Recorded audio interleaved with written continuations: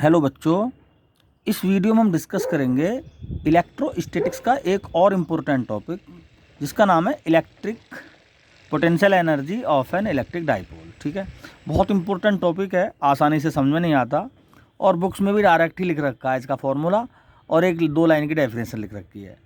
और मैं बता देता हूँ क्या लिखा होता है कि electric potential energy of an electric dipole is the work done to carry an electric dipole from infinite to the point of field. ठीक है, यानी इनफाइनाइट से किसी इलेक्ट्रिक डाइपोल को इनफाइनाइट से किसी इलेक्ट्रिक फील्ड के पॉइंट तक लाने में जितना वर्क डन होता है उसको हम कहते हैं इलेक्ट्रिक पोटेंशियल एनर्जी। ठीक है, अब इनफाइनाइट से ही क्यों लाते हैं? इनफाइनाइट डिस्टेंस यानी आर की वैल्यू इनफाइनाइट जब हो जाती है तो ई इलेक्ट्रिक फील्ड और वी इलेक्ट्रिक पोटेंशियल जीरो हो जाता है। ठीक है, तो किसी चीज़ को हम अगर काउंट करें तो जीरो से ही स्टार्ट करना काउंट करना पसंद करते हैं, वहाँ से ही इजीली हम कैलकुलेट कर सकते हैं आसानी से। तो हमने अपना इलेक्ट्रिक डाइपोल इनफाइनाइट पॉइंट पर रख रखा और हमने मान रखा यहाँ पर पोटेंशियल एनर्जी जीरो है, यहाँ पर इसको यहाँ रखने में कोई एक्सटर्नल वर्क हमें करने की कोई आवश्यकता नहीं है। ठीक है, अब इलेक्ट्रिक डाइपोल है, इसका भी अपने प्लस और माइनस चार्ज हैं, इसका भी अपना इलेक्ट्रिक फील्ड है। जब ये किसी दूसरे फील्ड में जाएगा तो या तो रिपल्सन फोर्स इस पर एक्सपीरियंस होगा या अट्रैक्शन होगा, तो इन्हीं फोर्स के अगेंस्ट एक एक्सटर्नल वर्क करना पड़ता है। अब जितना वर्क करना पड़ता है उसी से हम नापते हैं कि यहाँ पर इलेक्ट्रिक डाइपोल की पोटेंशियल एनर्जी है क्या। एक्चुअली मैंने इलेक्ट्रिक पोटेंशियल पढ़ाया था पॉइंट चार्ज की वजह से, तो मैंने एक एग्जाम्पल दिया था उसमें कि अगर कोई किसी के रीजन में जाएगा तो तब तक वो वहाँ पर स्थापित नहीं हो सकता जब तक उसमें उसके बराबर ताकत ना आ जाए। ठीक है, तो अगर किसी इंसान में ज़्यादा ताकत है तो उसके रीजन में वही जा सकता है जिसके अंदर उसके बराबर ताकत होगी। वैसे ही यहाँ पर इलेक्ट्रिक फील्ड है, जितना इलेक्ट्रिक फील्ड इस इलेक्ट्रिक फील्ड की जितनी वैल्यू है यहाँ पर, है ना, इलेक्ट्रिक डाइपोल के अंदर इतनी ताकत है कि वहाँ यहाँ पहुँच जाए। ठीक है, तो वो कैसे नापी जाए तो हम देख लेते हैं। जिसमें ताकत होगी वो यहाँ से लेके यहाँ तक आने के लिए वर्क करेगा उस ताकत से। अगर वो पहुँच जाता है समझो उसने वर्क कर लिया, जितना वर्क करा समझो उस पॉइंट पर उसकी इतनी अपनी एक वैल्यू होगी जिसे इलेक्ट्रोस्टैटिक्स में हम इलेक्ट्रिक पोटेंशियल एनर्जी बोलते हैं। तो वही हम भी करेंगे।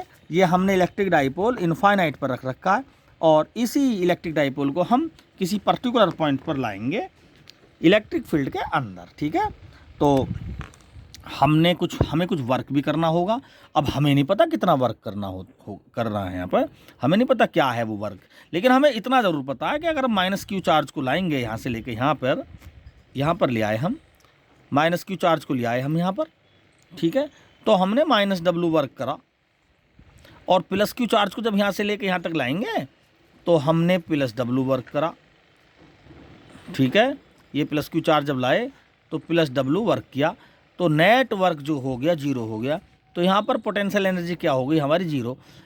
क्लियर? तो इलेक्ट्रिक डाइपोल को इनफाइनाइट से इस कंडीशन में अगर लाया जाता है तो इलेक्ट्रिक पोटेंशियल एनर्जी क्या होती है? वो होती है जीरो, क्योंकि माइनस चार्ज के लिए minus W work, plus charge के लिए प्लस डब्लू वर्क। सिंपल है बिल्कुल। नेट वर्क क्या हो गया? जीरो। तो अब हम एक यहाँ पर तर्क लगा सकते हैं कि भाई इलेक्ट्रिक फील्ड की डायरेक्शन ये है और हमारा इलेक्ट्रिक डाइपोल ऐसे है, तो ये डायरेक्शन और ये डायरेक्शन दोनों के बीच में कितने डिग्री का एंगल हुआ? 90 डिग्री का। तो हम कह सकते हैं जब electric dipole 90 degree electric field के 90 डिग्री पर होता है तो इनफाइनाइट से लाने में उसको किसी इलेक्ट्रिक फील्ड पर वर्क डन जो होता है जीरो होता है। तो ये कौन सी कंडीशन है भाई? 90 डिग्री वाली कंडीशन। तो इसका मतलब ये हुआ अगर इलेक्ट्रिक फील्ड में फील्ड के साथ 90 डिग्री के एंगल के साथ अगर हम इलेक्ट्रिक डाइपोल को लाएं तो हमें किसी भी वर्क की आवश्यकता ना होगी। ठीक है, उस कंडीशन में जो अब ये इलेक्ट्रिक डाइपोल की पोटेंशियल एनर्जी इस कंडीशन में हमने नाप, अगर ये 90 डिग्री पर है तो पोटेंशियल एनर्जी कितनी है इसकी? जीरो। ठीक, तो चूँकि वर्क डन क्या हो गया? नेट जीरो हो गया यहाँ पर वर्क डन। अगर हम इसको थोड़ा सा घुमाना चाहें, थोड़ा सा भी घुमा दें इसको हम, तो पहले देखते हैं। मैंने 3 डायग्राम बना रखे हैं इलेक्ट्रिक डाइपोल्स के, एक तो मैंने डिस्कस कर दिया ये, और दूसरा ये है, और तीसरा ये है। तो पहले इस वाले डायग्राम को देख लेते हैं, घुमाने की कंडीशन बाद में देखेंगे हम इसमें। ठीक है, तो ये जो इलेक्ट्रिक डाइपोल है तो इसको हम यहाँ पर ला रहे हैं। ठीक, तो पहले माइनस क्यू चार्ज को ले आते हैं, ये ले आए हम माइनस क्यू चार्ज को। अब प्लस क्यू चार्ज को लाते हैं, ये ले आए। तो इलेक्ट्रिक फील्ड में एंट्री कराने के लिए हमें इस प्लस क्यू चार्ज को यहाँ पे लाना होगा, इस क्रिटिकल जहाँ पर इलेक्ट्रिक फील्ड ख़त्म हो रहा है, प्लस क्यू चार्ज। ठीक, तो भाई इस कंडीशन में जो वर्क डन हुआ माइनस क्यू चार्ज के लिए और प्लस क्यू चार्ज के लिए, डिस्टेंस ट्रैवल तो दोनों ने बराबर की है, तो ये तो माइनस डब्लू वर्क डन हुआ यहाँ पर, और इसके लिए प्लस डब्लू वर्क डन हुआ, क्योंकि डिस्टेंस इसने यहाँ से लेके यहाँ तक चला है। तो ये चूँकि इसकी 2L डिस्टेंस होती है ना, तो 2L डिस्टेंस कवर करने के लिए अगर देखें डिस्टेंस दोनों ने, प्लस क्यू और माइनस क्यू दोनों चार्ज ने बराबर डिस्टेंस कवर किया है, लेकिन इलेक्ट्रिक फील्ड के अगेंस्ट जो वर्क किया है वो माइनस क्यू चार्ज ने किया है। कितना वर्क किया है? एफ फोर्स के अकॉर्डिंग अगर मैं कह रहा हूँ कहूँ जो इलेक्ट्रिक फील्ड काम कर रहा है प्लस क्यू पे तो नहीं कर रहा, माइनस क्यू पे कर रहा है, और माइनस क्यू ने 2L डिस्टेंस कवर की है इसको चलाने के लिए। तो वर्क डन जो होगा वो होगा F इंटू 2L, ठीक है। और F क्या होगा? Q into E minus Q into ई, तो W हो जाएगा minus Q into E into 2L, और Q इंटू 2L हो जाएगा P, तो W हो जाएगा माइनस P इंटू ई, और यही W क्या कहलाएगा? Potential energy minus P into E. यहाँ पर क्या हुआ? यहाँ पर एक्चुअली थीटा क्या है? देखो इलेक्ट्रिक फील्ड की डायरेक्शन भी यही है और हमारे इलेक्ट्रिक डाइपोल की डायरेक्शन भी सेम है, तो यहाँ पर थीटा लेंगे हम 0 डिग्री, ठीक है। तो इस कंडीशन में पोटेंशियल एनर्जी होगी U is equal to minus P E, negative. अब दूसरी कंडीशन देख लेते हैं, प्लस क्यू चार्ज और माइनस क्यू चार्ज। इस कंडीशन में क्या होगा? जो प्लस क्यू चार्ज है वो 2L डिस्टेंस कवर करेगा, क्योंकि इलेक्ट्रिक डेफिनेशन ये है कि जितना वर्क डन इलेक्ट्रिक डाइपोल को इलेक्ट्रिक फील्ड में लाने में किया जाता है उसी को हम पोटेंशियल एनर्जी बोलते हैं। तो डिस्टेंस तो दोनों ने बराबर ट्रैवल की है, लेकिन इलेक्ट्रिक फील्ड के अगेंस्ट जो यहाँ पर ट्रैवल की है वो प्लस क्यू चार्ज ने की है। तो W हो जाएगा F इंटू 2L, F हो जाएगा plus Q into E into 2L, और W यही तो वर्क डन पोटेंशियल एनर्जी है, ये हो जाएगा Q इंटू 2L, P बन जाएगा, इलेक्ट्रिक डाइपोल मोमेंट की फॉर्म में है ये, और U हो जाएगा प्लस का PE। यहाँ पर क्या हो गया? यहाँ पर एक्चुअली ये प्लस का चार्ज है और ये माइनस चार्ज है, तो यहाँ इलेक्ट्रिक डाइपोल तुरंत एक साथ घूम गया 180 डिग्री। तो हम इसको कह सकते हैं कि थीटा क्या है यहाँ पर? तो इस कंडीशन में जो एंगल हो जाएगा वो हो जाएगा देखो ये माइनस क्यू है, अब ये बिल्कुल एक हाफ चक्कर घूम गया ये, तो हम इसको कह सकते हैं कि यहाँ पर भी 180 डिग्री का एंगल पर ये है, ठीक है। यहाँ पर इलेक्ट्रिक फील्ड के साथ इलेक्ट्रिक डाइपोल का जो एंगल है वो है 180 डिग्री। तो इस कंडीशन में U हो गया प्लस PE, उस कंडीशन में हुआ माइनस P इंटू ई। नेगेटिव चार्ज के केस में तो नेगेटिव हो जाएगा पोटेंशियल एनर्जी, और जब पॉजिटिव चार्ज डिस्टेंस कवर कर रहा है तो U बराबर प्लस PE हो जाएगा।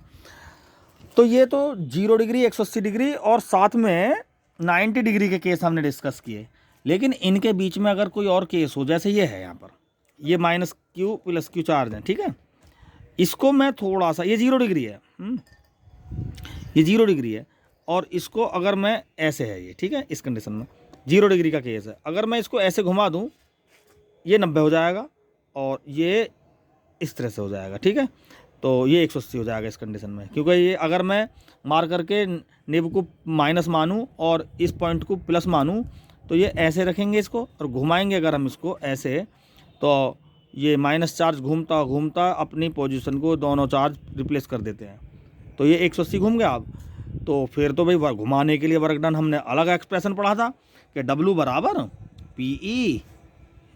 PE cos W is equal to P into E cos theta 1 minus cos theta 2, ये फॉर्मूला पढ़ा था हमने।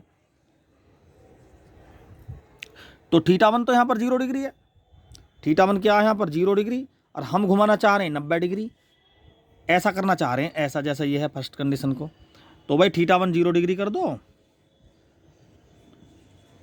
और थीटा 2 क्या कर दें 90 डिग्री, ठीक है, थीटा 2 क्या कर दें हम इसमें 90 डिग्री कर दें, तो ये हो जाएगा ये हो जाएगा कॉस 90 डिग्री।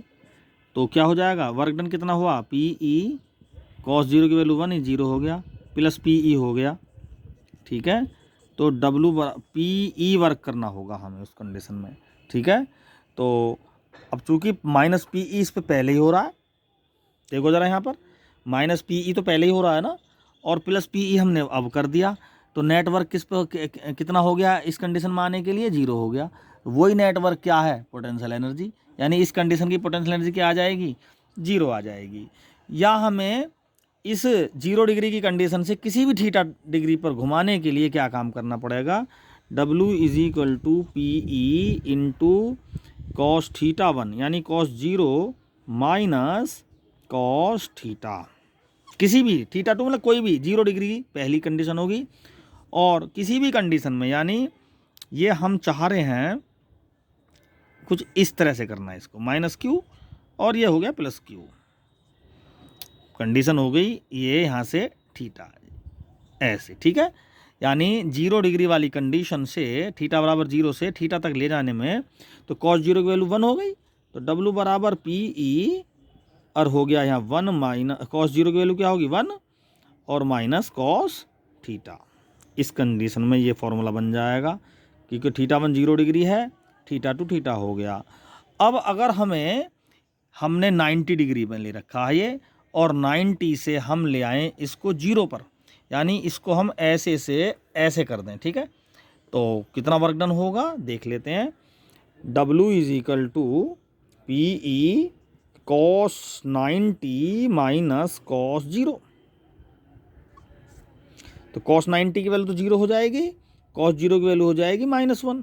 ठीक है, कॉस 0 की वैल्यू हो जाएगी माइनस कॉस 0 की वैल्यू 1 और माइनस साइन और है, तो W हो गया माइनस पी ई, यानी यही पोटेंशियल एनर्जी हो जाएगी माइनस पी ई। यानी इसको ऐसे से ऐसा करने के लिए, यानी हमें ये वाली कंडीशन देखने के लिए कितना वर्क होगा माइनस पी ई, तो और यही हमारा आया भी। इस कंडीशन में जो हमने 90 से 0 डिग्री लाने में जनरल वर्क डन वाले फॉर्मूले से पोटेंशियल एनर्जी फाइंड की, तो ये आई हमारी निकल के माइनस पी ई। पोटेंशियल एनर्जी कितनी आई माइनस पी ई, क्योंकि जो वर्क डन था पहली कंडीशन तो 90 डिग्री थी और दूसरी कंडीशन 0 डिग्री लाए और वर्क डन आया माइनस का पी ई। तो पहली कंडीशन में जो पोटेंशियल एनर्जी थी वो नेट 0 थी, और अब की कंडीशन में जो पोटेंशियल एनर्जी आई वो माइनस पी ई। तो माइनस पी ई में ये जो 0 है इसको ऐड कर दो तो अनचेंज रहा, तो हम कह सकते हैं 90 डिग्री के कंडीशन से किसी डाइपोल को 0 कंडीशन में लाने के लिए माइनस पी ई वर्क डन करना पड़ा, और इनिशियली कंडीशन में तो पोटेंशियल एनर्जी 0 ही थी, तो उस 0 को माइनस पी ई में जोड़ेंगे तो माइनस पी ई ही आएगा, और ये हमने इस कंडीशन के लिए भी हमने कैलकुलेट किया था, तो माइनस पी ई निकल के आया। ठीक है, अब देखो थीटा बराबर 90 डिग्री से 180 डिग्री तक जब हम इसको लाएंगे तो यहाँ पर 180 लिख देंगे, और 180 -1 वैल्यू होती है, माइनस माइनस प्लस हो जाएगा, तो ये प्लस पी ई हो जाएगा। ठीक है, तो कितना वर्क डन करना पड़ा 180 तक लाने के लिए, प्लस पी ई, तो नेट वर्क डन कितना हुआ प्लस पी ई, और ये स्टार्टिंग का तो 0 ही वर्क डन था, ये 0 वर्क डन था, तो कोई इफेक्ट है ही नहीं इस 0 का। तो जो भी वर्क डन 90 डिग्री के केस में जब इलेक्ट्रिक डाइपोल होता है तो किसी भी डायरेक्शन में उसको किसी भी एंगल तक सेटअप करने में जितना वर्क डन होगा वो डायरेक्ट ही पोटेंशियल एनर्जी के बराबर हो जाएगा।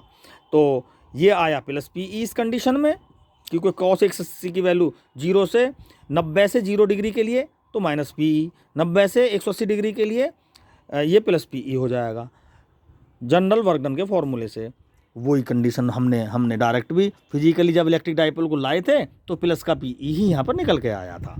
तो जब हमारा 0 डिग्री पर था, अगर हम उसको घुमाएं तो कुछ वर्क डन आएगा, तो वो वर्क डन और 0 डिग्री पर लाने के लिए जो वर्क डन होगा, है ना, सबसे पहली कंडीशन मैंने क्या बताई थी कि 0 डिग्री से हमें 90 डिग्री घुमाना है, तो plus P E work done आया था, तो plus P E work done, और पहली कंडीशन में जो ओरिजिनल वर्क डन था वो माइनस पी ई था, तो माइनस पी ई और प्लस पी ई क्या हो गया 0 हो गया। तो 90 डिग्री के केस में टोटल वर्क डन 0 हो गया, यानी पोटेंशियल एनर्जी क्या होती है 0 होती है।